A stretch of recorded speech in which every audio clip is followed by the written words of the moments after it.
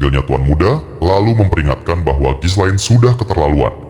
Ia berbicara terlalu santai seolah tidak sedang ditodong pedang. Ghislaine heran melihat reaksi aneh itu. Dengan ketus, ia menuntut penjelasan.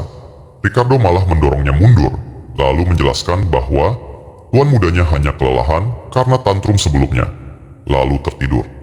Ghislaine tertegun mendengarnya. Sambil meraba lehernya, Ricardo bertanya apakah ia melupakan segalanya setelah bangun tidur. Ia mengingatkan bahwa tadi Ghislaine ribut ingin memimpin pasukan menyerang para orc. Ghislaine mengerutkan kening, tidak bisa memahami kata-kata itu, lalu menyuruh Ricardo berhenti bicara omong kosong. Ricardo mengangkat sebuah tas dan menyuruhnya berkemas, karena semua orang sudah menunggu.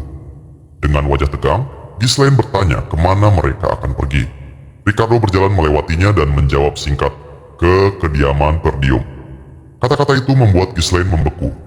Ia buru-buru memegang bahu Ricardo, menuntutnya mengulang ucapan tadi.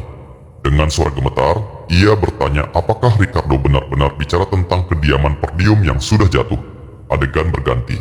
Ghislaine kini berdiri di tepi tebing, menatap ke bawah. Di kejauhan, terbentang wilayah Perdium, kediaman keluarganya. Matanya membesar, karena ia yakin betul itu adalah tanah kelahirannya. Namun mengapa tampak utuh? Terakhir kali ia melihatnya, tempat itu sudah menjadi abu. Ricardo menghampiri, menanyakan apakah tuannya baru saja mimpi buruk.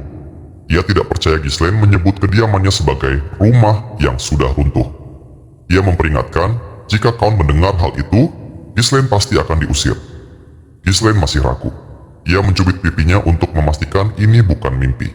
Saat rasa sakit menjalar, barulah ia sadar. Semua ini nyata. Wajahnya lebih muda dan Perdium masih berdiri megah. Hanya satu kesimpulan yang mungkin.